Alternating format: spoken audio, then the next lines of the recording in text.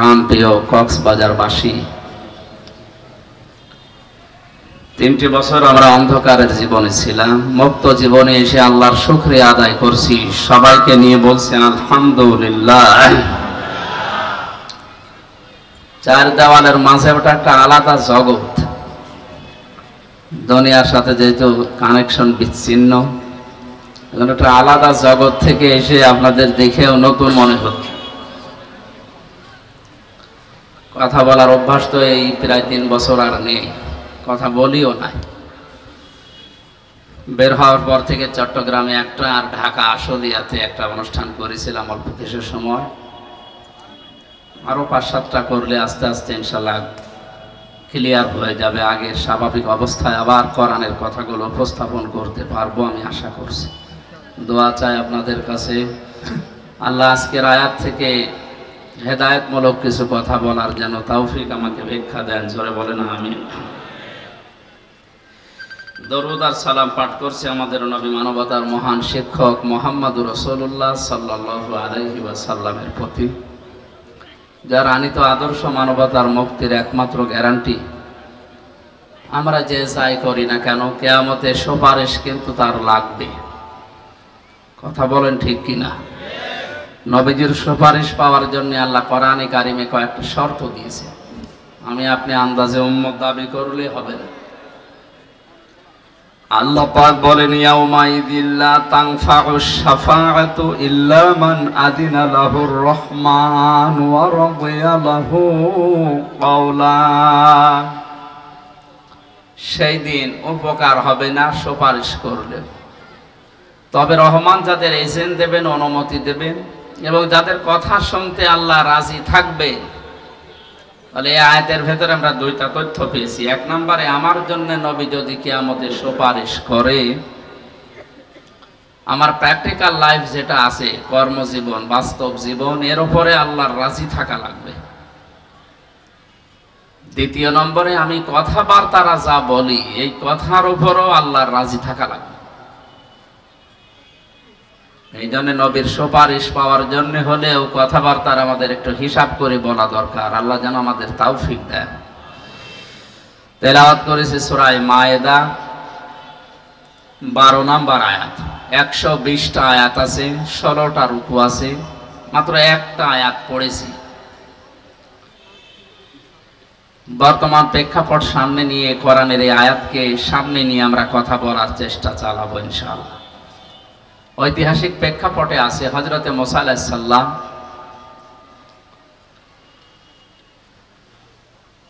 তার যে গোত্রের 12 জন নকিব বা অধিপতি, দায়িত্বশীল, আমরা মনে করেন এমপি বা মন্ত্রী যাই বলেন, এরকম 12 জন জনপ্রতিনিধিকে নিয়ে তিনি আল্লাহর সাথে কথা বলার জন্য তোর পাহাড়ে গিয়েছিলেন। এটা ইবনে কাসিরের বর্ণনা। তারা ওখানে যাওয়ার পরে বলল, হে আল্লাহ আমরা তোমাকে দেখতে চাই। আল্লাহ পাক সাফ জানিয়ে দিলেন, মুসা এদেরকে বলো যে আমার সাথে দেখা করা সম্ভব না। এই কথা থেকে প্রমাণ হয় দুনিয়ার এই চর্ম চোখের দ্বারা আল্লাহর দর্শন দুনিয়াতে থাকতে কারোর জন্যে সম্ভব না। যারা আজ উলট পালট কথা এরকম ছড়ায় যে আল্লাহর সাথে আমার কথা হয়, দেখা হয়, এগুলো কোরআনে কারিমের আয়াত অনুযায়ী, আল্লাহর বক্তব্য অনুযায়ী এটা পুরাটাই মানে মিথ্যা, বাটপারি, সিটারি ছাড়া আর কিছু না। সুতরাং এরকম কোনো কথা যদি কেউ বলে, আপনারা ঘন অক্ষরেও বিশ্বাস করবেন না। হযরতে মুসা নবীর সাথে যে 12 জন নকিব, দলপতি, প্রতিনিধি, মন্ত্রী মনে করেন 12 জন পাওয়ারফুল মন্ত্রী, এক একটা গোত্র থেকে এক একজন দায়িত্বশীলকে নিয়ে তিনি আল্লাহর সাথে দেখা করার জন্য গিয়েছিলেন। আল্লাহ রাব্বুল আলামিন বলেন, মুসা তাদেরকে জানিয়ে দাও যে আমি তাদের সাথে দেখা করব না বা সম্ভব না।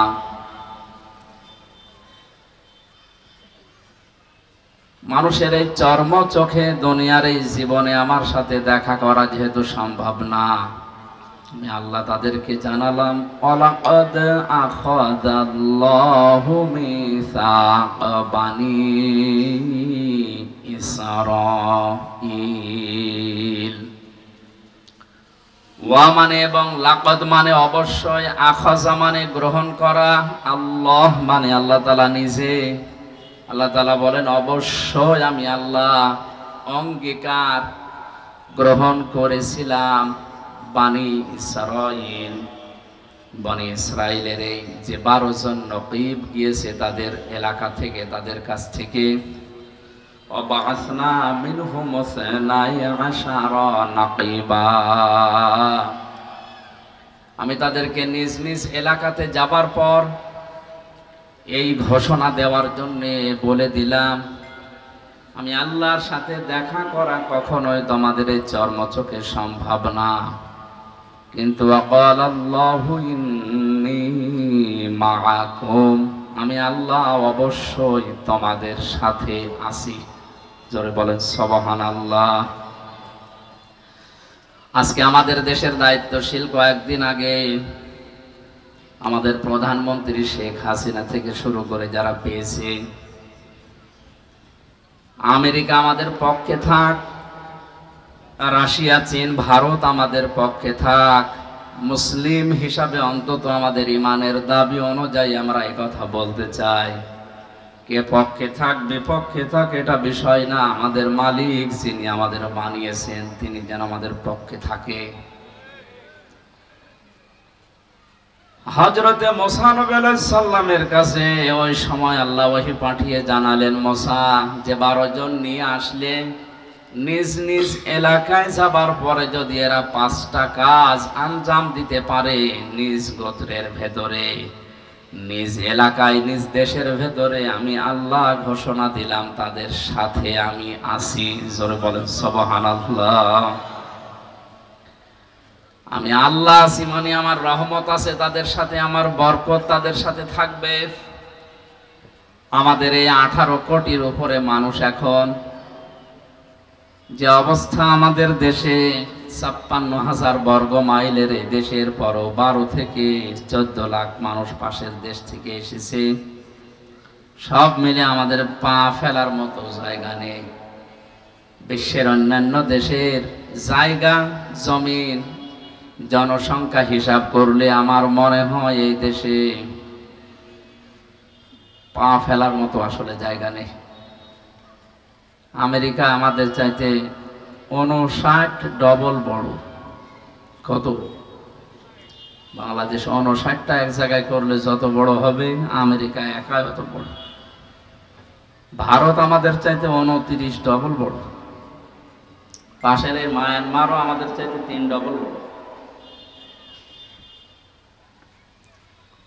সম্মানিত উপস্থিতি, এই হিসাবে আমরা এই ছোট্ট দেশে যত মানুষ বাস করি, আল্লাহর দয়া এবং রহমত এবং তার যে বরকতগুলো, এগুলো যদি আমরা না পাই, আমাদের দ্বারা এই দেশে টিকে থাকা বা বেঁচে থাকা সম্ভব না। হযরত মুসা আলাইহিস সালামের জীবনের এই জায়গা থেকে আমরা একটা শিক্ষা নিতে পারি। প্রধানমন্ত্রী শেখ হাসিনা থেকে শুরু করে যারা দায়িত্ব পাবে সামনে, পৃথিবীর কারো দিকে না তাকিয়ে, কে পক্ষে থাকবে বিপক্ষে থাকবে এদিকে না তাকিয়ে, আমার মনে হয় আল্লাহ আমাদের সাথে থাকবে। যেই 5টা কাজ করলে, এই 5টা কাজে অন্তত আগামী 5 বছর মনোযোগ দেওয়া দরকার। এই কথা বলেন না?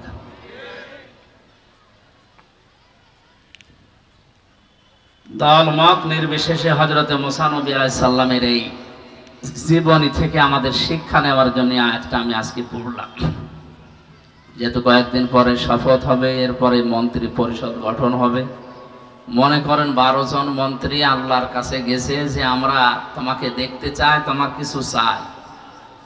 আল্লাহ তাআলা যদি বলেন বাংলাদেশের এই 12 জন মন্ত্রী আমার সাথে দেখা হবে না, কিন্তু আমি তোমাদের সাথে আছি, আমার রহমত আমার বরকত আমি ঢেলে দেব। সৌদি আরবে কয়েকদিন আগে স্বর্ণের খনি পেয়েছে, বাংলাদেশে এরকম কোন খনি আল্লাহ আবিষ্কার করে দিতে পারে না, তার দ্বারা সম্ভব না। সুতরাং অনেক কোন বললে ফায়াকুনের পর্যায়ে আসতে আর 1 সেকেন্ডও সময় লাগে না। এই হিসাবে আমরা আল্লাহর দিকে তাকিয়ে তাকে সঙ্গে রাখার জন্য মুসা নবী আলাইহিস সালামকে যেমন 5টা কথা বলেছিলেন, আমাদের অভিভাবক যারা সামনে হচ্ছে এদেরকে আমরা এই 5টা কাজের আঞ্জাম দেওয়ার জন্য অনুরোধ জানাবো। আল্লাহ পাক বলেন, মুসা এদেরকে বলো নিজ নিজ এলাকায় যে তারা যদি লাইন আকামতুমুস সালাতা ওয়া আতাইতুমুজ যাকাতা ওয়া আমানতুম বিরুসুলি, 1 নম্বরে এরা যেন নিজ এলাকায় গিয়ে নামাজ কায়েম করে। কি করে বলেন? বাংলাদেশের প্রধানমন্ত্রী যিনি হবেন, এই শপথ নেওয়ার পরেই তাদের উচিত হবে মুসলিম হিসাবে 56,000 বর্গ মাইলের দেশে আল্লাহর রহমত, দয়া এবং তাকে যদি আমরা সঙ্গে রাখতে চাই, সংসদে সর্বপ্রথম বিল পাশ করা লাগবে নামাজের। এ দাবিতে আপনারা আছেন না নেই? সূরা হজের 40-41 নম্বর আয়াতে আল্লাহ কোরআনে কারিমে জানিয়েছেন, কোন মুসলিম যদি রাষ্ট্র ক্ষমতা পায়, চেয়ার পাওয়ার পরে সংসদে প্রথম অধিবেশনে তারা 4টা কাজ জারি করবে। আল্লাযীনা ইম্মাক্কান্নাহুম ফিল আরদি আকামুস সালাতা ওয়া আতাবুজ যাকাতা ওয়া আমারু বিল মা'রুফি ওয়া নাহাউ আনিল মুনকার ওয়ালিল্লাহি আকিবাতুল উমুর। আমি পৃথিবীর কোন মুমিনকে যদি রাষ্ট্র ক্ষমতায় বসাই, ক্ষমতার চেয়ারে বসার পরেই তারা সর্বপ্রথম সংসদে নামাজের বিল পাশ করবে। কিসের? 50 বছরের উপরে আমরা পার হয়ে গেলাম, স্বাধীন হয়েছি। আপনি ঘুরে ফিরে দেখেন, 50 বছরে একবারও কোনো হিন্দু প্রধানমন্ত্রী হয়নি। হয়েছে? বলেন বলেন। নামে হলে অন্তত মুসলমান প্রধানমন্ত্রী আমরা পাই। রাষ্ট্রপতি বলেন, প্রধানমন্ত্রী বলেন, যাই আমরা 50 বছরে পেয়েছি সে মুসলিম। উচিত ছিল অন্তত এদেশে 50 বছরের সংসদে নামাজের বিলটা পাশ করা।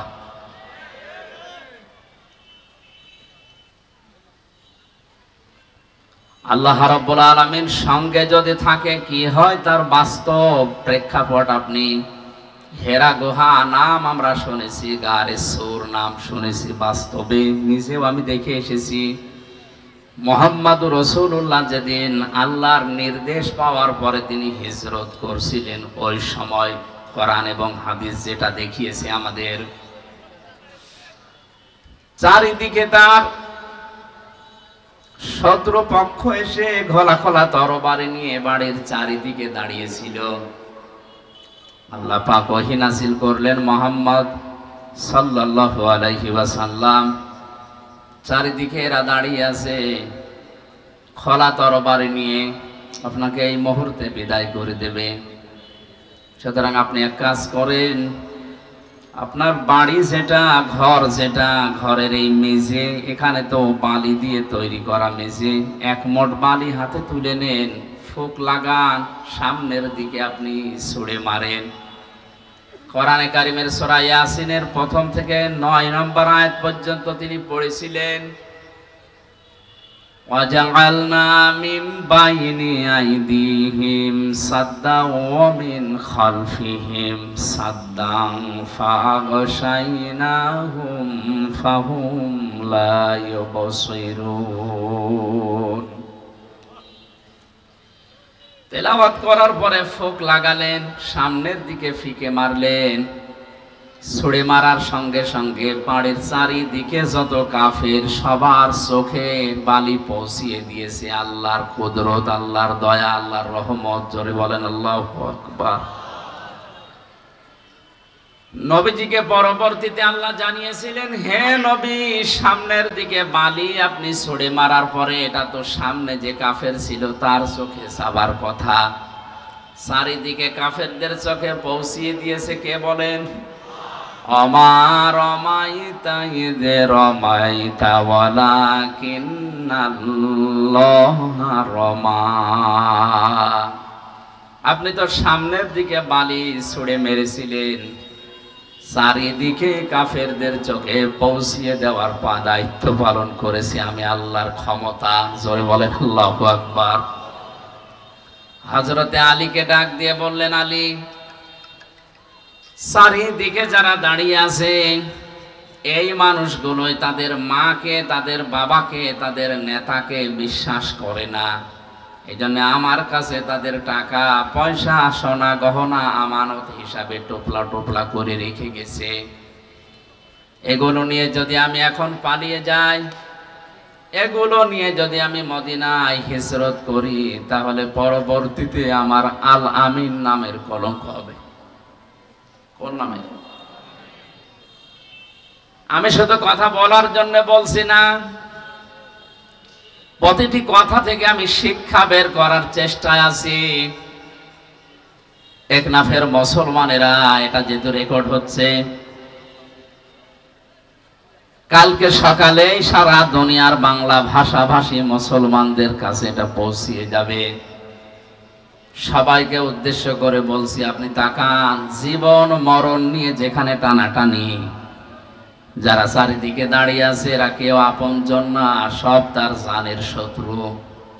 এই অবস্থায় তাদের মালামাল, তাদের সম্পদ আরো নিয়ে চলে যেতে পারলে আনন্দ লাগে, অথচ নবীজি নিজের আল আমিন নামের, আস-সাদিক নামের কলঙ্ক হয়ে যাবে। এ কারণে নিজের চাচাতো ভাই হযরতে আলীকে ডাক দিয়ে বললেন, আলী, এ জায়গাটা যদিও নিরাপদ না, তারপরও তুমি আমার বিছানার উপরে আমার চাদর মোড়া দিয়ে এখানে শুয়ে থাকো। আমানতের দায়িত্ব কত কঠিন আপনি চিন্তা করেন। এই জন্য দুনিয়াতে যে যে দায়িত্ব পাবে এটা কিন্তু একটা আমানত। আমি আমানত সম্পর্কে কোরআনে যত আয়াত পড়েছি, সবচাইতে কঠিন বিষয় হচ্ছে মানুষের জীবনের দায়িত্ব নেওয়া। এই আমানতটা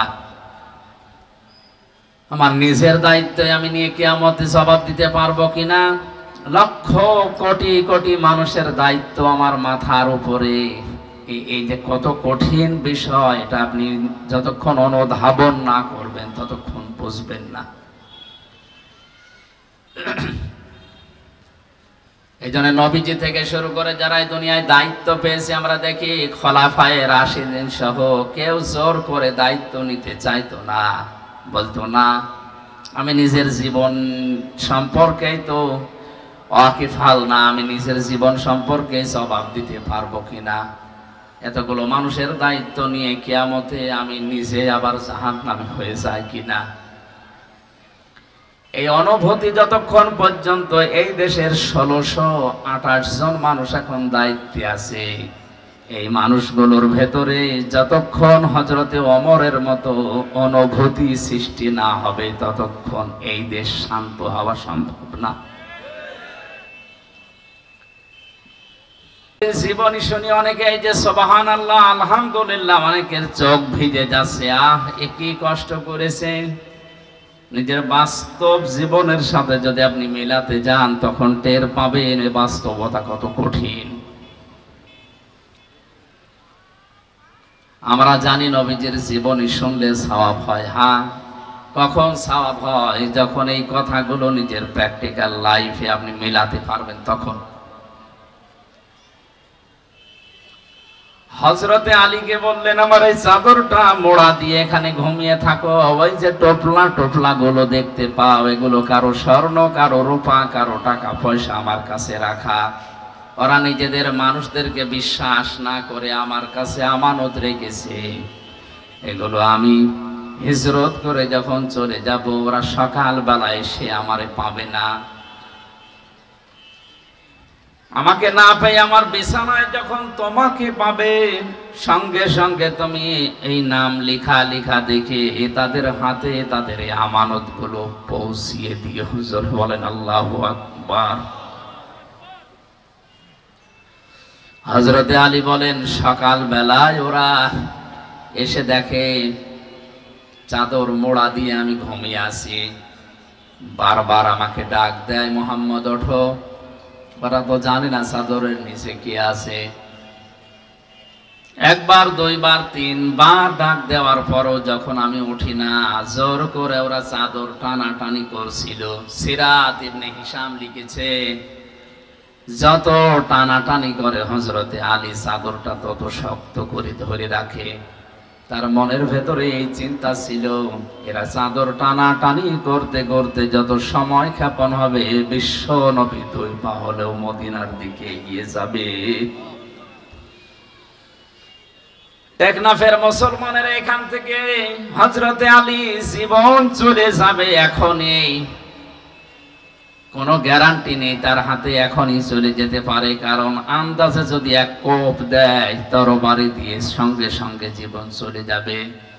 কিন্তু তার মনের ভেতরে এই আকাঙ্ক্ষা, এই কামনা, এই বাসনা যে আমি টানাটানি করতে করতে আমার জীবনও যদি শেষ হয়ে যায়, যতক্ষণ সময় ক্ষেপণ হবে, বিশ্ব নবীকে আল্লাহ দুই পা হলেও মদিনার দিকে নিরাপদে এগিয়ে দেবে।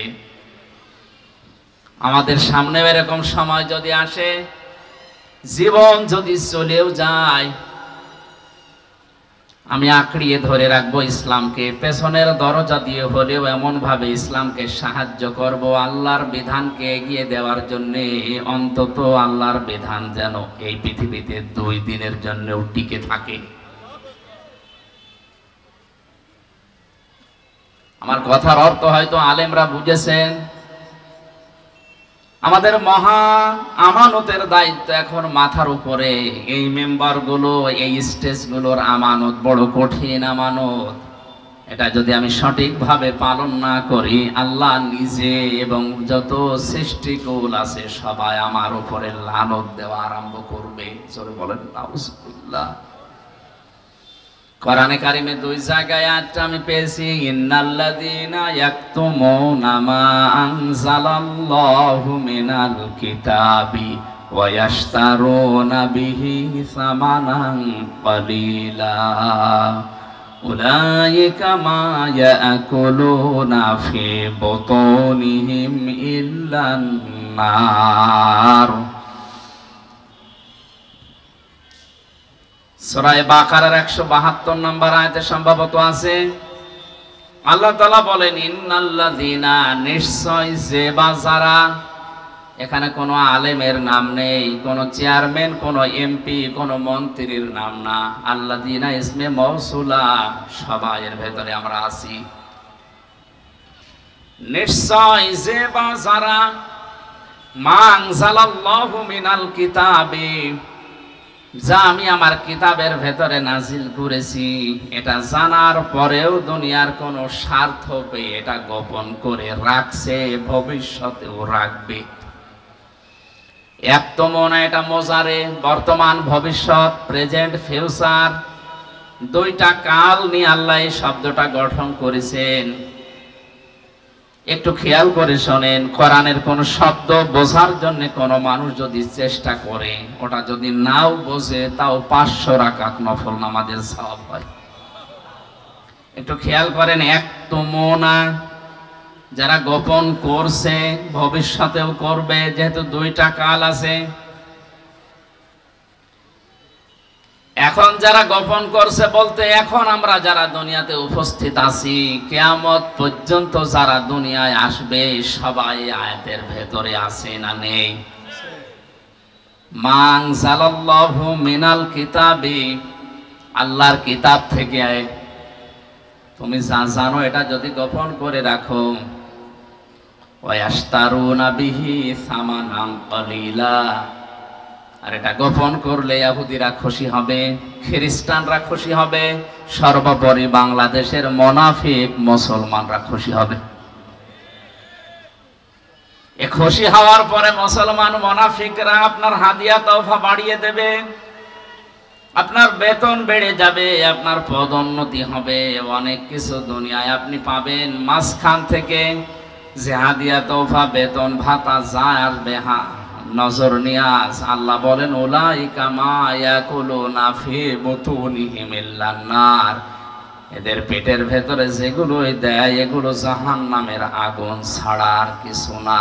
জোরে বলেন নাউজুবিল্লাহ। আমার মুসলমান ভাইরা, এই জন্য আমাদের উচিত হচ্ছে এই স্টেজগুলো, মসজিদের মেম্বারগুলো, রাজনৈতিক যে মঞ্চগুলো, এগুলোর আমানত, এই দায়িত্বটা আমাদের পালন করা দরকার। হযরতে আলী বলেন, আমি যত শক্ত করে ধরি ওরা তত শক্ত করে টানাটানি করে। শেষ পর্যন্ত সিদ্ধান্ত নিলাম ওরা যদি আমাকে মেরেই ফেলে আমার জীবন হয়তো শেষ হয়ে যাবে। ওরা চাদর উল্টিয়ে দেখবে আমি আলী, তাড়াতাড়ি ওরা দৌড় দেবে মুহাম্মদ রাসূলুল্লাহর পেছনে। আমার তো মনে হচ্ছিল আমি যদি নিজের ইচ্ছা করে চাদর ছেড়ে না দিতাম, তামাম দুনিয়ার কাফেররা মিলেও যদি চাদর টানাটানি করতো, চাদর ছিঁড়তে পারতো না। জোরে বলেন আল্লাহু আকবার। নবীজির ওই জীবনের দিকে তাকিয়ে, নিরাপত্তার দিকে তাকিয়ে শেষ পর্যন্ত আমি চাদর ছেড়ে দিলাম। ওরা আমাকে দেখার পরে জানে যে এটা আবু তালেবের ছেলে। ডাক দিয়ে বলে, মোহাম্মদ কই? আমি ওদের সাথে বার্গেনিং আরম্ভ করলাম, কথা কাটাকাটি শুরু করলাম যে মোহাম্মদ কোথায় আছে, ঠিক আছে, এদিকে ওদিকে বলতে বলতে শেষ পর্যন্ত বললাম এই আমানতগুলো আছে, এগুলো একটা একটা করে বুঝে নাও। যতক্ষণ ওদেরকে বুঝিয়ে দিচ্ছিলাম, বিশ্ব নবী মদিনার দিকে ওই কয় পা এগিয়ে যাচ্ছিলেন। কিছু দূর যাবার পরে বিশ্ব নবী হযরতে আবু বকরের কথা মনে হলো। বাড়িতে এসে ডাক দিলেন, আবু বকর। সিদ্দিকে আকবর রাদিয়াল্লাহু তাআলা আনহু বলেন, লাব্বাইক ওয়া সাদাইক ইয়া রাসূলুল্লাহ, আমি হাজির হয়ে গেছি, আমার কাঁধের উপরে ছোট টোপলাও আছে। নবীজি বলেন, আবু বকর, 6 মাস আগে আমি তোমাকে শুধু ইঙ্গিত দিয়েছিলাম যে হিজরত করা লাগতে পারে, তো তোমাকে আজকে তো আমি জানাইনি যে আজকে আমার সাথে যাওয়া লাগতে পারে, তুমি টোপলা নিয়ে আগে বসে আছো। হযরতে আবু বকর বলে, হে রাসূল, 6 মাস আগে আপনি যখন ইঙ্গিত দিয়েছিলেন, ওই দিন থেকে শুরু করে আজকের এই দিন পর্যন্ত রাতের বেলা আমি কোনোদিন আর আরাম করে ঘুমাইনি। আমি সব সময় প্রস্তুতি নিয়ে আছি, কখন না জানি আপনি ডাক দেন। ওনাদের নামের শেষে সিদ্দিকে আকবর এমনি যোগ হয়নি। আমাদের নাম তো হামজা থেকে আমির, হামজাও কেউ বলতে চায় না। ওনাদের নাম উচ্চারণ করলে সঙ্গে সঙ্গে সিদ্দিক বলার পরে রাদিয়াল্লাহু আনহু বলা লাগে। এটা শুধু 1 বছর 2 বছর 5 বছর না, কিয়ামত পর্যন্ত যত মুসলমান দুনিয়ায় আসবে তাদের নাম শুনলেই বলা লাগবে রাদিয়াল্লাহু তাআলা আনহু। আমাদের মতো 60 বছর 63 বছরের জীবন তাদের ছিল। এই ছোট্ট জীবনে কি এমন কাজ দুনিয়াতে করলেন, উপহার দিলেন যে আল্লাহ তাদেরকে চিরন্তন করে দিয়েছেন। যেন আমাদের উচিত আমাদের ছোট্ট জীবনে এমন এমন কিছু কাজের আঞ্জাম দেওয়া, মারা যাওয়ার পরে কোটি কোটি বছর যেন আল্লাহর বান্দাদের দোয়ায় আমরা শামিল থাকতে পারি। নবীজি আবু বকরকে নিয়ে চলে যাচ্ছিলেন, বিশ্ব নবীকে নিয়ে। হযরতে আবু বকর মদিনার পথে উল্টা দিকে যাওয়ার সময় যতগুলো ঘটনা ঘটেছে আমি ইতিহাস বলার জন্য বলছি না, আমি শুধু এখানে একটা ইঙ্গিত দেওয়ার জন্য এসেছি। গাড়ে সরে যখন নবীজিকে নিয়ে হযরতে আবু বকর লুকিয়ে পড়লেন, কাফেরেরা ওই সময় যে খুঁজতে খুঁজতে একেবারে গুহার ওই মুখ পর্যন্ত পৌঁছিয়ে গিয়েছিল। ইতিহাস যারা লিখেছে, আমি নিজে ওই গুহা পর্যন্ত উঠেছিলাম, ওই জায়গাতে 2 রাকাত নামাজও পড়ে দেখেছি।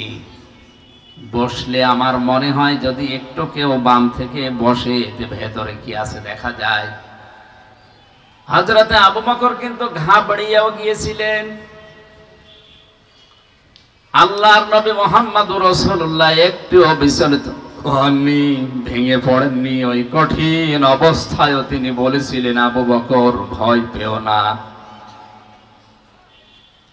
মহান আল্লাহ রব্বুল ইজ্জাত আমাদের সাথে আছেন। ইন্নাল্লাহা মা'ানা, এই যে মা'ানা টান দেওয়া আছে এক আলিফ, আমরা শুধু দুইজন না, আমাদের সাথে আরেকজন আছে, তিনি আমাদের মালিক আল্লাহ। জোর বলেন সুবহানাল্লাহ। এজন্য দুনিয়ার পরিবেশ যত কঠিন হোক, যত ভয়ঙ্কর হোক, আমি যে 2 লাইনের গজলটা বলেছিলাম ইসলামের সঙ্গীত, ওর ভেতরে আমার আজকের এই আলোচনার সারমর্ম আছে। রেখো না মনেতে ভয় বান্দা খোদার, দূর হয়ে যাবে বাধা সব,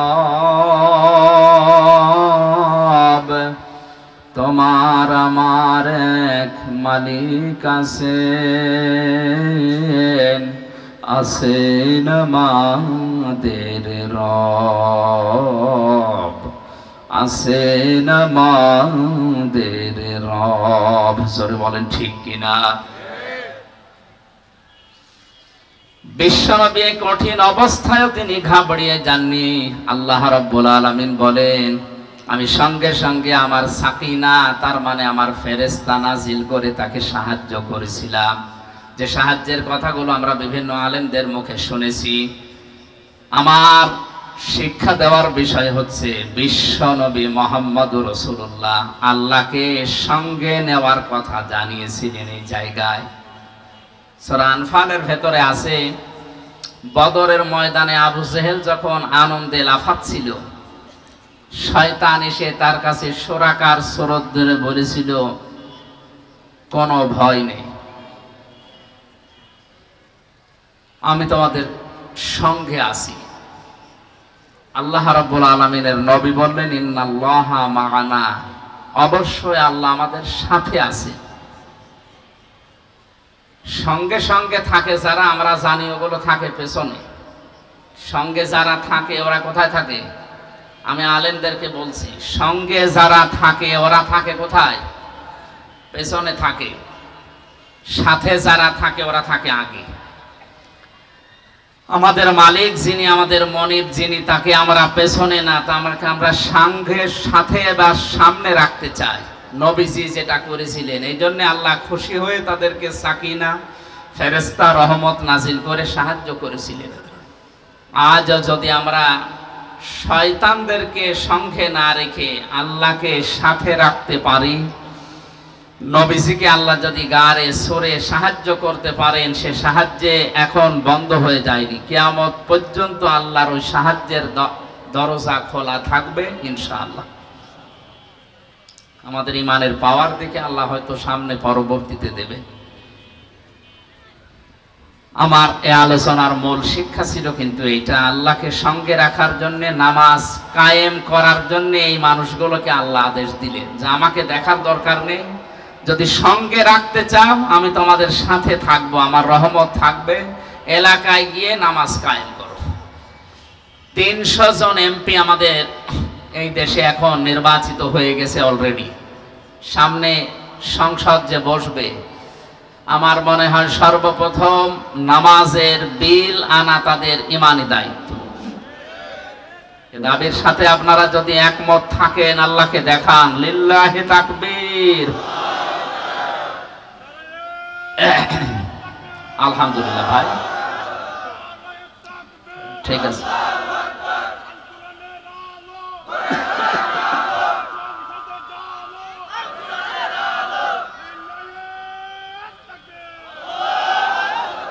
টেকনাফবাসী, আমি কথা বোঝাতে চাই এটা যে 50 বছর পার করে ফেলেছি, কিন্তু এই নিয়মটা আজ সংসদে আমরা পেলাম না। আমাদের এটা পাওয়ার দরকার ছিল, তাহলে নামাজের অন্তত ওয়াজ করা লাগতো না। কথা বলেন ঠিক কিনা? আল্লাহ এখানে নামাজ পড়ার কথাও দেননি, দিয়েছেন লাইন আকামতুমুস সালাত, যদি তারা নামাজ কায়েম করে। কি করে? নামাজ পড়া আর নামাজ কায়েম করা এক না। নামাজ কায়েম করা মানে নামাজকে দাঁড় করানো। পৃথিবীতে মানুষের যত জরুরি কাজ আছে, সবচাইতে জরুরি কাজ মানুষের জন্য যদি 4টা হয়, তার অন্যতম হচ্ছে মুসলমানদের সবচাইতে জরুরি কাজ হচ্ছে 5 ওয়াক্ত ফরজ নামাজ আদায় করা। এর চাইতে অন্তত জরুরি কাজ মানুষের জীবনে মুসলমানদের জন্য আর নেই। হাজারো মানুষ বিভিন্ন ছলে, বিভিন্ন শোতানাতা দিয়ে নামাজকে নষ্ট করে ফেলে। কিয়ামতের সর্বপ্রথম আল্লাহ যে হিসাবটা মানুষের কাছে নেবে, তোর সন্তান কয়জন ছিল তা না, টাকা পয়সা কত কামিয়েছো তা না, নামাজ কতটুকু পড়েছো সঠিকভাবে, এটা আগে আমার কাছে বলো, এরপরে পরবর্তী হিসাব তোমার নেওয়া হবে। যেন মুসলমানের একটু হিসাব করছি, যেখানে যারা আছেন অনেকেই নামাজ এখনো ধরেননি বা পড়েন না। আজকের এই মাহফিল থেকে যদি সিদ্ধান্ত নেওয়া যায়, যতদিন আজরাইল না আসে অন্তত ফরজ নামাজ আমি ছাড়বো না, এটা পারা যায়? পারা যায় এটা? সম্মানিত মা বোনেরা, আপনাদেরকে বলছি, আল্লাহর পক্ষ থেকে আপনাদের যেই কয়দিন ছুটি দেওয়া আছে, 3 দিন 5 দিন 7 দিন 10 দিন বাদ দিয়ে বাকি সময়টুকু আপনি যত বড় গুরুত্বপূর্ণ কাজে থাকেন না কেন, নামাজটা বাদ দেওয়া যাবে না, অন্তত ফরজ নামাজ। সুন্নত নফল যদি পড়তে না পারেন পরবর্তীতে সময় করে পড়ে নিয়েন। ফরজ নামাজ মাস্ট বি, যখন সময় হবে পড়াই লাগবে। এমনও মাসলা পেয়েছি, মহিলাদের সন্তান যখন দুনিয়ায় আসে, প্রথমে সন্তান আসে না, প্রথমে পানি দেখা যায়, এরপরে রক্ত দেখা যায়, এরপরে সন্তানের মাথা বের হয়ে গেছে। নবীজি বলেন, এমন অবস্থায়ও যদি নামাজের সময় হয়ে যায়, তুলার ভেতরে মাথা সন্তানের বিছিয়ে দিয়ে মহিলাকে বলো নামাজ পড়তে। বলেন তো, জীবন মরণ নিয়ে সময় টানাটানি না? এরপরও নামাজ ছেড়ে দেওয়ার কথা নবীজি বলেন না যে নামাজ বাদ দেওয়া যাবে না। যে না, আশা করছি আমি নামাজের ওয়াজ করার জন্য বসি না, খালি একটা পয়েন্ট বললাম, যত কাজে থাকেন ফরজ নামাজটা বাদ দেবেন না, তাহলে আপনি আল্লাহর জিম্মা থেকে আল্লাহর চোখের আড়াল হয়ে যাবে। এমনকি এমনও কোরআনে সূরা তাহার 124 নম্বর আয়াতে আছে, আমান আ'রাদান যিকরি ফাইন্না লাহু মাঈশাতান দানকা ওয়া নাহশুরুহু ইয়াওমাল কিয়ামাতি আ'মা ক্বালা রাব্বি লিমা হাশারতানি আ'মা ওয়া ক্বাদ কুনতু বাসীরা। কোন মানুষ যদি আল্লাহর নামাজ থেকে, আল্লাহর জিকির থেকে, আল্লাহর আইন থেকে মুখ ফিরিয়ে নেয়, মহান আল্লাহ তার জীবনকে দঙ্কা সংকীর্ণ করে দেয়।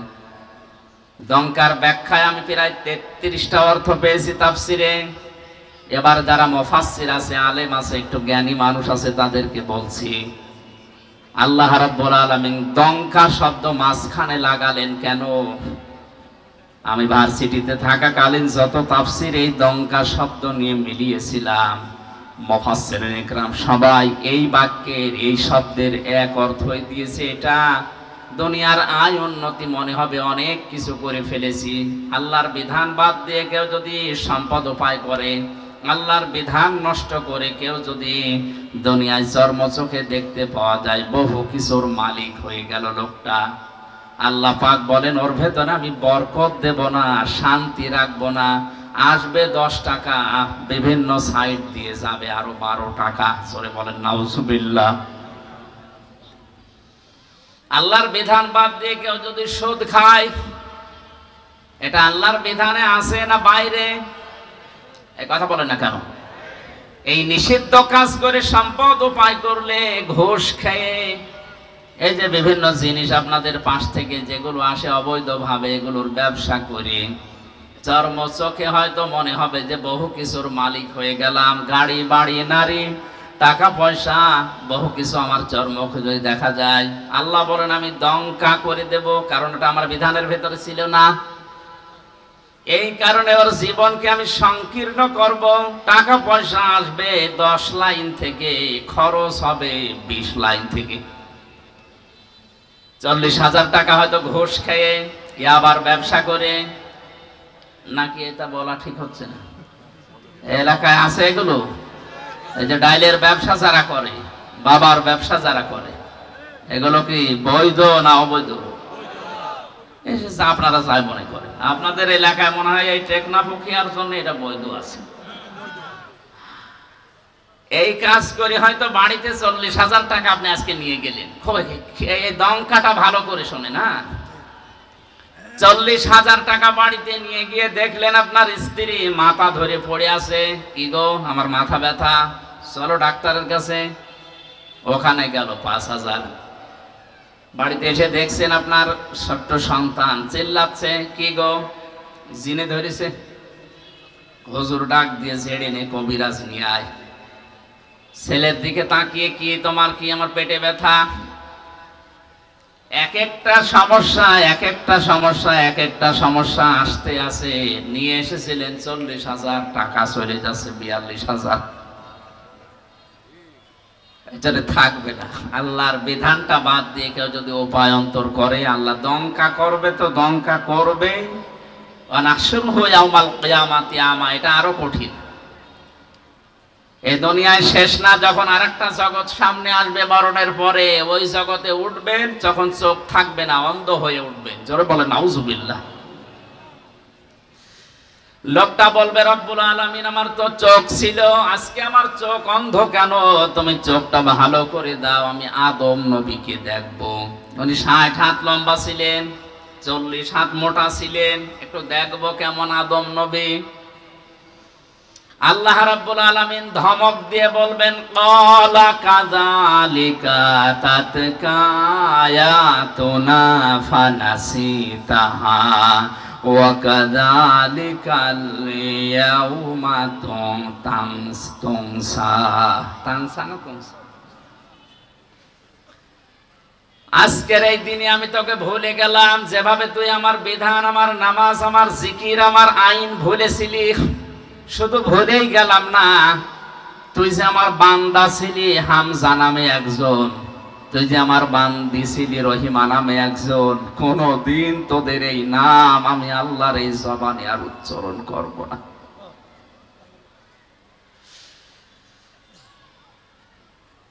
বাবা নিজের নাম ধরে ডাকলে কেমন সুন্দর লাগে, আপনার কাছে কেমন মধুর লাগে। আমার বাবা আমার যখন হামজা বলে ডাক দেয়, এর ভেতরে আমি যত আনন্দ পাই। দুনিয়ার মানুষ আমারে মুফতি, মাওলানা, হাফেজ, আমির, হামজা বললো আমার ভালো লাগে না। বাবার মুখ থেকে শুধু হামজা শুনতে যদি এত ভালো লাগে, এত পছন্দনীয় হয়, এত মধুর লাগে, মায়ের কাছ থেকে যিনি আমাকে বানিয়েছেন, কিয়ামতের ওই কঠিন ময়দানে তিনি আমার নাম ধরে আর কোনোদিন ডাকবেন না। আমার মনে হয় এর মতো হতভাগা, দুর্ভাগা দুনিয়াতে আর নেই। এজন্য আল্লাহর বিধান নষ্ট করছেন যারা, থেমে যান। আপনার এই ছোট্ট জীবনে হয়তো ধোকায় পড়ে আছেন। অফিসে যারা চাকরি করে, 1 দিন 2 দিন 3 দিন না গেলে এখন তো চাকরি চলে যায়। এমনকি 3 দিনের পরে বস যদি ভালো হয়, বলে দেখো এভাবে যদি চলে আমার এই প্রতিষ্ঠান চলবে না, টাইট করার জন্য, সতর্ক করার জন্য 1 দিনের বেতন পর্যন্ত কেটে নেয়। কথা বলে না কেন? একটু নিজের দিকে তাকিয়ে বলেন, এই 30 বছর, 40, 50, 60 বছর বয়স আপনার, 5 বার করে আল্লাহ তার পায়ে সেজদা দেওয়ার জন্য ডাক দিয়েছিলেন, একবারও কোনোদিন দেননি। অথচ তিনি কোনোদিন আমার খাবার বন্ধ করে দেননি।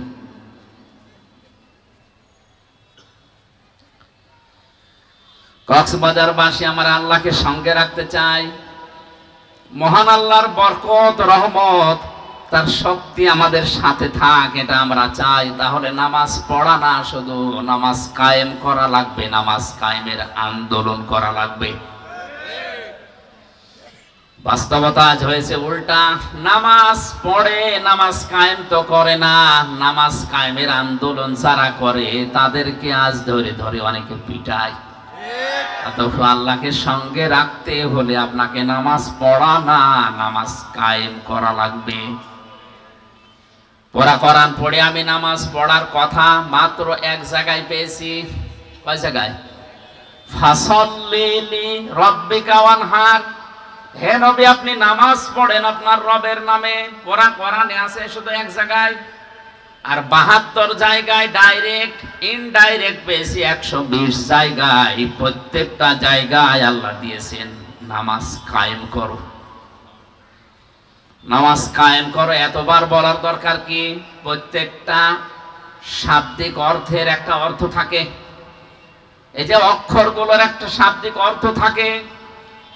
কেউ যদি টাকা পয়সা নিয়ে আপনার সাথে ব্যবসা করে, আমরা 2 জন ব্যবসা করতাম, ওনার 5 লাখ আমার 10 লাখ টাকা এক জায়গায় করে ব্যবসা করেছিলাম। হঠাৎ 2 মাস পরে উনি যে লাভ হয়েছিল, লাভগুলো নিয়ে টাকা পয়সা নিয়ে পালিয়েছে। মাওলানা আমারে জিজ্ঞাসা করছে, আমির হামজা আপনার সাথে যে ব্যবসা করতো সেই লোক কই? আমি যদি ওনারে বলি 65 মানে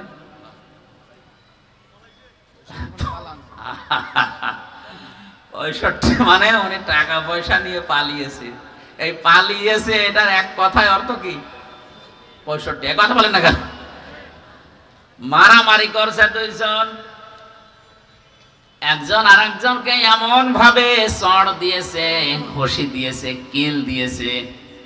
ডাক দিয়ে বলছে, ভাই কেমন দিলেন? বলছে 100। 100 মানে এর উপরে আর মায়ের নেই, পরিপূর্ণ করে একেবারে দিয়েছে। প্রতিটি সংখ্যার অর্থ আছে। আল্লাহ 72 এমনি বলেন নাই, এর উপরে আর বলার দরকার নেই, এই জন্য 72 বলেছে। আব্দুল্লাহ ইবনে উবাইয়ের জন্য নবীজি দোয়া করার জন্য যখন হাত তুলেছিলেন, হযরতে জিবরাইলকে আল্লাহ বললেন, হে নবী হাত নামান। এর জন্য দোয়া করা তো দূরের কথা, এর কবরের পাশেও আপনি দাঁড়াতে পারবেন না। ইন তাস্তাগফির লাহুম 70 মাররাতান ফালা ইয়াগফিরাল্লাহু লাহুম। এর জন্য যদি আপনি 70 বার ক্ষমা চান, তারপরও একে আমি আল্লাহ ক্ষমা করব না। আল্লাহ আমি যদি 71 বার ক্ষমা চাই, তাহলে তোমার ওই কথা আর থাকে না। আল্লাহ বলেন লান আছে, মজারের আগে লান আসলে অর্থ হয় কখনোই হবে না। আমি 70 বার তো একটা সংখ্যা বোঝানোর জন্য বলেছি, 70 মাররাতান। পরের শব্দে দেখো ফালাই ইয়াগফিরাল্লাহু লাহুম। কক্সবাজার ভাষী আপনাকে একটা ইঙ্গিত দেই, ইয়াগফির শব্দটা দেওয়ার পর আল্লাহ হুম বহু বচন দিয়েছেন। কেননা আব্দুল্লাহ ইবনে উবাইয়ের নাম আল্লাহ কি জানে না? এই কথা বলেন না কেন? তার নাম আল্লাহ জানতেন, নামটা এখানে বসিয়ে দিলেন না কেন? হোম বহু বচন জমির দিয়ে আল্লাহ জানিয়েছেন, কিয়ামত পর্যন্ত আব্দুল্লাহ ইবনে উবাইয়ের চরিত্র অনেকের ভেতরে থাকবে। তারা নামাজ পড়বে কিন্তু নামাজ কায়েম করবে না, নামাজ কায়েমের আন্দোলনও করবে না।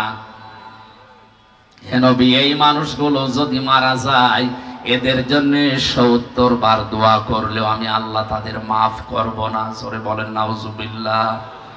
এই জন্য আজ যারা বাংলাদেশে নামাজ শুধু পড়ছেন, নামাজকে পরিবারে, সমাজে, রাষ্ট্রে দাঁড় করানো দরকার, এটা কায়েম করা দরকার। রাষ্ট্রীয়ভাবে এ দায়িত্ব পালন করার জন্য যারা আছে তাদেরকে এগিয়ে দেওয়া দরকার। এই ভূমিকা যাদের নেই তাদের জন্যও কিন্তু 70 বার দোয়া করলেও কাজ হবে না। সতর্ক করার দায়িত্ব ছিল, ডাইরেক্ট ইনডাইরেক্ট বিভিন্ন কায়দায় আমার করলাম। এখন যদি আপনি সেই গন্ডারের মতো হন, আমার দাদা মারা গেছে জেলখানায় থাকার সময়, তিনি জীবিত থাকতে বলতেন, একজন শ্বশুর বাড়ি যাওয়ার সময় দেখছে একটা গন্ডার হাঁস দাঁড়িয়ে আছে রাস্তার পাশে। গন্ডারকে কাতু কুতু দিয়েছে, হাসে না। 3 দিন শ্বশুর বাড়ি থাকার পরে ফিরে আসার সময় দেখে গন্ডার হাসতেছে। কি গো, 3 দিন আগে কাতু কুতু দিলাম তখন হাসলে না, এখন হাসতেছ? গন্ডার বলে, বন্ধু এই 3 দিন সময় লেগেছে চামড়া ভেদ করে কাতুকুতু লাগতে। গন্ডারের কাতুকুতু লাগতে সময় লাগে কয়দিন? আর আমাদের 50 বছরও হয়নি। এই 50 বছর অনেক কোরআনের পাখি ওয়াজ করেছে যে নামাজ কায়েম করা লাগবে। কথা বলে না কেন? আব্দুল্লাহ ইবনে উবাই নামাজ পড়তো, তাও আমার মতো হামজার পেছনে না, নবীজির পেছনে।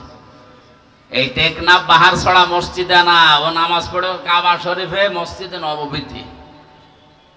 যে নামাজ শুধু পড়েছে, নামাজে কায়েম করা লাগবে আল্লাহকে সঙ্গে রাখার জন্য, দায়িত্ব তার জীবনে ছিল না। এই জন্য ৭০ বার দোয়া করেও আল্লাহ তাকে মাফ করেনি, এমনকি তার কবরের পাশে দাঁড়ানো নিষেধ।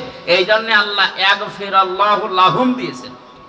এর মতো চরিত্রের দুনিয়ায় যারা আছে কিয়ামত পর্যন্ত আসবে, এদের জন্যও যদি কাবা শরীফের ইমামও দোয়া করে, মাফ চায়, আল্লাহ তাদের মাফ করছে না, করবে না, করছে না, করবে না। এই শব্দ কোথায় আছে?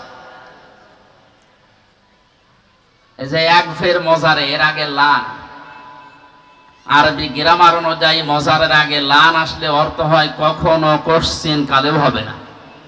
এই জন্য আমি সতর্ক করলাম এই আয়াত দিয়ে, হোম এই শব্দটা দিয়ে। আল্লাহ আমাদেরকে যেন বোঝার এবং বাস্তবে আমল করার তৌফিক দেন। জোরে বলেন আমিন।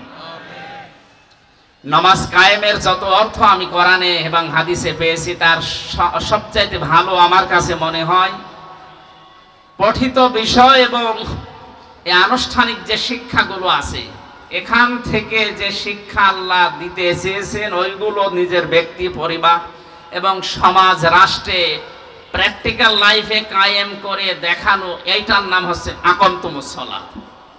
আমরা যে নামাজে দাঁড়িয়েছি কাতার সোজা হয়ে, কি হয়ে, এখান থেকে একটা শিক্ষা আল্লাহ আমাদের দিতে চান। সে শিক্ষাটা হচ্ছে কাতার সোজা করুন। কাবা শরীফে বারবার ইমাম সাহেব এই কথা বলে যে কাতার সোজা করেন, আরবিতে বলে কাতার সোজা করেন বারবার। আকামত হয়ে যাওয়ার পরও প্রায় 2, 3 বার, 4 বার, 5 বার বলে। আমি ওই সময় হজে যাওয়ার সময় 16 সালে ভালো বুঝি না, এখন বুঝতেছি যে কাতার সোজা না হলে কি হয়। আজ বিশ্বের 57টা মুসলমান রাষ্ট্র, আমাদের কাতার যদি সোজা থাকতো, আমার মনে হয় এই ফিলিস্তিনের অত্যাচার বন্ধ হয়ে যেত। আমাদের কাতার ঠিক আছে? নামাজের এই কাতার থেকে আল্লাহ এই শিক্ষাটা আমাদেরকে বারবার 5 বার দিতে চেয়েছেন যে কাতার সোজা করো। যার জন্য কাতার বাঁকা হবে, তার অন্তর পর্যন্ত বাঁকা করে দেবে, এমন হুঁশিয়ারি আছে হাদিস। এটা তো এমনিতে দেয়নি। আজ আমরাও যদি বাংলাদেশে যারা বাস করি, এরা যদি 5 ওয়াক্ত নামাজের মতো কাতার সোজা করে সমাজে আমরা সোজা হয়ে যেতাম, এই দেশে কেউ অন্যায় করে সমাজে টিকে থাকতে পারতো না। এই জন্য আমাদের উচিত হবে কাতার সোজা করো। এ কথা যখন ইমাম বলে, এখানে আওয়ামী লীগ, বিএনপি, জাতীয় পার্টি, জামাত, চরমনায় যখন সব এক হয়ে যায়, এই কাতার শেষ করে যখন সমাজে যাবেন, রাষ্ট্রে যাবেন, পরিবারে যাবেন, ওখানেও যেন আমাদের কাতার এক থাকে। এক কথা বলেন। ওই জায়গায় যাবার পরে যদি আল্লাহ বিরোধী, শরীয়ত বিরোধী, ইসলাম বিরোধী কোনো কাজ দেখা যায়, এ কাতার ওই জায়গায় সোজা থাকার দরকার আছে না? আমাদের শিক্ষা সিলেবাসে যে বিষয়গুলো এখন নতুন নতুন করে দেওয়া হচ্ছে, এগুলো যদি আপনি দেখেন, আপনার বিবেকে, আপনার এই মস্তিষ্কে, আপনার সত্যি মনুষ্যত্ব যদি বলে না এগুলো ইসলাম মেনে নেয় না, এগুলো আল্লাহ রসুলের বিরুদ্ধে, নামাজের ওই কাতারে দাঁড়িয়ে যেভাবে সব সোজা ছিলেন, পরিবারে, সমাজে, রাষ্ট্রে এসে যদি এই কাতার সোজা করা লাগে, আপনারা এই কাতার সোজা করে সোজা রাখতে রাজি আছেন? কারা কারা দেখি? লিল্লাহি তাকবীর, লিল্লাহি তাকবীর, নারায়ে তাকবীর, নারায়ে তাকবীর। আল কোরআনের আলো সংসদে জ্বালো, আল কোরআনের আলো, আল হাদিসের আলো সংসদে জ্বালো। লিল্লাহি তাকবীর। আমার শরীর অসুস্থ, কণ্ঠ ভাঙ্গা, যার পরও ভাঙ্গা ভাঙ্গা কথায় আমি যেটা বোঝাতে চেয়েছি, আশা করছি আপনারা বুঝেছেন। আমাদের কাতার যেন অন্তত সব জায়গায় সোজা থাকে, থাকবে তো ইনশাআল্লাহ। আল্লাহকে সঙ্গে রাখার জন্য প্রথম নাম্বার কাজই নামাজ কায়েম করা। দায়িত্বে যারা আছেন বা যারা পাচ্ছেন, আমাদের প্রধানমন্ত্রী শেখ হাসিনা থেকে শুরু করে যারা দায়িত্বে থাকবেন, এখন আশা করব নামাজের বিল আমাদের সংসদে সর্বপ্রথম কায়েম হবে। 2 নম্বরে যাকাতের কথা আছে, 3 নম্বরে রাসূলদেরকে সাহায্যের কথা আছে, 4 নম্বরে কর্জে হাসানা দেওয়ার কথা আছে, 5 নম্বরে আছে তাদেরকে সাহায্য করার কথা, আল্লাহ বলেন এগুলো যদি কেউ করে আমি আল্লাহ তাদের জন্য বাগান তৈরি করে রেখেছি, এই বাগানের তলদেশ দিয়ে নদী আর নহর এই সমুদ্রের মতো বইতে থাকবে। শুধু বলবে না ফামান কাফারা বাদা যালিকা মিনকুম, এরপরে যদি কেউ মুখ ফিরিয়ে চলে যায় ফাকাদ দাল্লা সাওয়াস সাবিল, তাকে আমি আল্লাহ গোমরাহির এমন অতল গহ্বরে লিপ্ত করে দেব, নামিয়ে দেব, নিমজ্জিত করব, যেখান থেকে ফিরে আসা আর সম্ভব না। মা বোন যাদেরকে আমি কয়েক মিনিটে আপনাদের দায়িত্ব এবং কর্তব্যের কথাগুলো শোনাচ্ছি, শুধু 5 ওয়াক্ত নামাজ পড়া, রোজা রাখা আর কালো বোরকা পরা এটা আপনার ইবাদত না। নেককার নারীর যে বৈশিষ্ট্যগুলো হাদিসে আছে তার অন্যতম হচ্ছে 17টা, আমি সামারাইজ করে 4টা বলছি। কোন মহিলা যদি নেককার দাবি করে তাহলে তার স্বামী তার দিকে তাকালেই স্বামীকে সে খুশি করবে এরকম আচরণ করা লাগবে। 2 নম্বরে স্বামী যেটা পছন্দ করে স্বামীর ওই পছন্দ করা কাজকে তারও পছন্দ করা লাগবে। স্বামী প্রত্যেকে এখানে যারা আছে পছন্দ করে যে বিয়ের পরে তার মা বাবা যেন তার সাথে থাকে, কিন্তু অনেক বউ এটা পছন্দ করে না। এরকম বউ দেশে নেই? আপনি নামাজ পড়তে পারেন, রোজা রাখতে পারেন, কালো বোরকা পড়তে পারেন, আপনি নেককার হতে পারেননি। আমার মনে হয় বেশি বলা হয়ে যাচ্ছে, আবার রাগ করবে না, সামনে বারো বলে হুজুর আমার দরকার নেই। এরপরে আছে কোন স্বামী যদি তাকে কোন জায়েজ কাজের আদেশ দেয়, জীবন থাকতে সে জায়েজ কাজ তার জীবনে সে আদায় করবে। সন্তান সন্ততি এবং তার সম্পদ আদি যেগুলো তার আমানতে থাকবে, দায়িত্বে থাকবে, এগুলোর সঠিক ব্যবহার সে করবে। আল্লাহ আমাদেরকে মা বোনদের এই দায়িত্বগুলো, নামাজ রোজা মাস্ট বি, এগুলো তো থাকবেই, পাশাপাশি এই দায়িত্বগুলো সঠিকভাবে পালন করার তৌফিক দিন, আমিন। এখানে হযরতে ফাতেমার জীবন থেকে 2টা পয়েন্ট ছিল। আমরা আসরের নামাজ পড়বো 4টার সময়, 5-6 মিনিট আছে, আর শরীর এবং রাতেও মাহফিল আছে আর একটা, এই জন্য চারিদিকে তাকিয়ে আজকের মতো আমি শেষ করছি।